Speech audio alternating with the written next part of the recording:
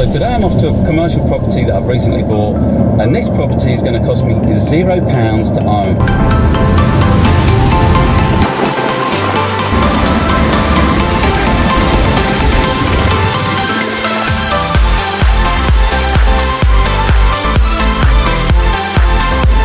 Hi, it's Stephen here. Today I want to walk you through the steps that I took that enabled me to own this property in the beautiful Peak District for free. It cost me £0 to own. I was able to buy an income producing commercial retail property fully tenanted for nothing.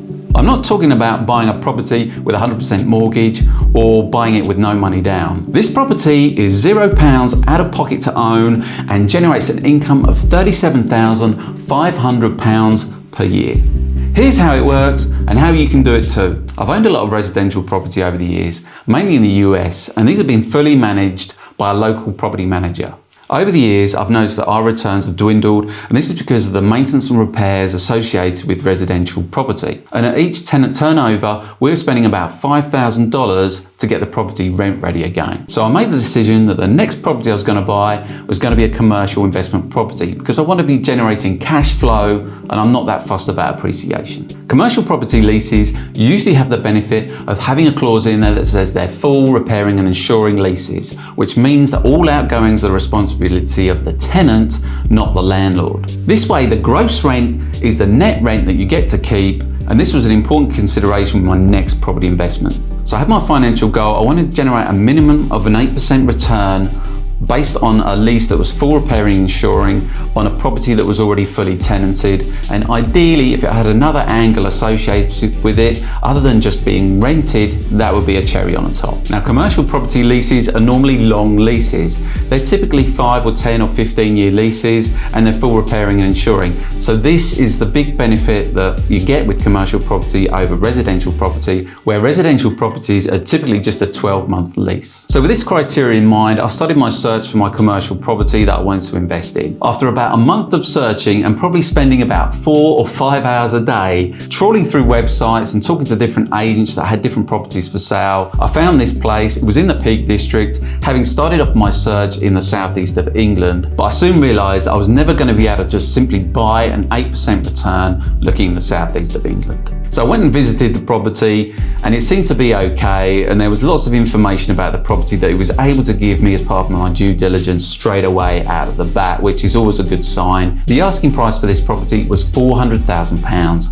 I put an offer of £375,000, and then we were able to agree on £385,000. However, there was a slight problem. This property was VAT registered, and that meant I had to then buy it in a company that was VAT registered and opt into tax if I wanted to buy that property as a going concern. So I had to do a few things to make sure that I didn't have to pay VAT on the purchase price, which I'll come to a bit later on what I actually did to enable that to happen. So there's several reasons why I like this property and why I put an offer for it. It recently had £50,000 worth of money spent on fixing it up as part of the dilapidations from the previous tenant, which was Santander Bank. When they left, they paid the seller a load of money as part of dilapidations, and he then spent £50,000 of that dilapidation money on the property, bringing it up to a rent-ready standard, ready for the next tenant to move in. The biggest draw was the fact that the property was on a 10-year lease, and this lease ran from March 2018 for 10 years. It has a 5-year break option with a market-only upward rent review. I also paid for a structural engineer to go and visit the property and inspect that property and make sure it was all sound, because it's quite an old property. And it had a little thing that needs to be done, which I asked them to fix up or just give me a discount of £2,000 off the asking price.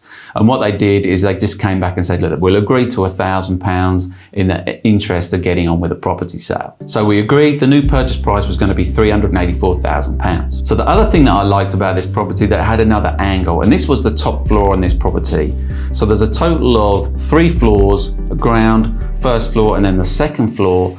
And these are ancillary storage to the ground floor, which is where the main retail shop is. So on the first floor, they've got a massive office, which has got great views looking out into the town and across to the hills of the Peak District. Then they've got a kitchen area, and they've got toilet facilities, and they've got a nice big storage area all on the first floor as well. As you go up to the second floor, they don't use the second floor at all. They've just chain linked that off so they don't use it. But there's an opportunity with the second floor to convert that floor to residential down the track if I wanted to, or make an alteration to their lease and give them back something in the lease, maybe a rent reduction, so I can take back the second floor and then convert that second floor to residential if I wanted to do it while the tenant's still there. But I'm probably not going to do that while the tenant's still there. I'm happy just to keep it as it is at the moment. But either way, there's an angle there for that to be converted to residential and uplift on the rental income that could be generated for that property, or it could be converted to residential and that residential element could be sold off, which could potentially be 2 flats, 2 one-bed flats, or it could be a 3-bed flat entirely up on the top floor there. It's about 950 square feet. And this residential conversion can be done quite easy because there's a side door that would give you access to the top floor of that property. I'm going to do a deeper dive on that conversion to residential angle on this property, so subscribe if you haven't already so you don't miss out when I drop that video. So let's get to the numbers, because I'm sure you've been wanting to work out how this has cost me £0 to own. So the property was bought for £384,000 and this was a £16,000 discount on the asking price. The stamp duty and closing were £11,000, so in total the price of this property was £395,000. The property was fully tenanted, generating £37,500 a year, and I bought it without any finance. So this means my net cash flow was £3,125 before VAT. So maybe you're asking, how comes this is free? Bear with me, as it's important that you understand all of the steps involved and it will all make sense in the end. So after 7 years of ownership of this property is going to be generating £262,500 in rental income. That's going to leave £133,500 cash left in the deal. And I know you're thinking, this isn't free, but bear with me, we've got one more important step to go through, so explain why this is $0 to own. After a further 43 months, the property will have paid me back all the cash that I put into it from the rent that it will generate. My cash on cash return is now infinite, as I've got no money left in the deal and I own an asset debt free. I then own an asset that's going to be generating me £37,500 per year debt free. I now own this commercial retail property for £0 out of pocket. It didn't happen overnight, it took 10 years. So let me cover a few principles here. I could have leveraged this property and put only cash down of £135,000 and leveraged the rest, which is probably what the majority of people would do. That would have meant that I would own this property with £0 out of pocket after 3.5 years. With commercial property, you do not need to be looking at a particular patch. You can buy in all areas because the management of a commercial property is pretty simple to do. My primary focus is just to buy for cash flow, and this is something that you can easily copy by just looking for commercial property that generates that cash flow and that good return on investment. Look for properties that are on individual surveyors' websites, not just on places like Estates Gazette, Zoopla or Rightmove. The surveyors' websites are typically more up to date and they don't always feed up the updates onto the bigger portals. Make sure to register your interest on them and make sure you get set up for email alerts, and go and talk to as many agents as possible and get a feel for the market in that area. What's the market demand like? What's the tenant profile like? What's the tenant rent that you can likely achieve for that type of property? Look for long-term leases that essentially will be paying you back your purchase price on the actual guaranteed lease that's already in place.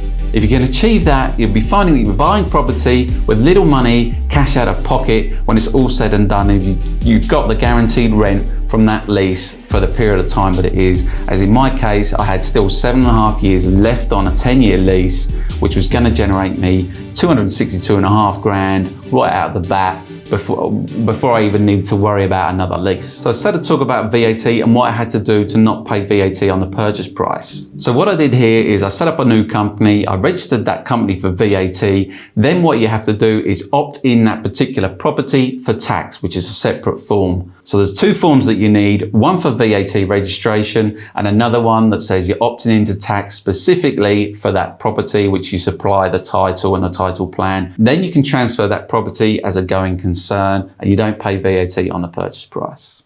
But speak to your accountant about what forms to fill in and make sure you fill those in correctly. Thanks so much for watching. I really do appreciate it. If you've enjoyed it, don't forget to smash the like button and subscribe to my YouTube channel where I talk about property, investing and entrepreneurship. Feel free to follow me on Instagram and see what I'm up to over there, and I'll see you next time.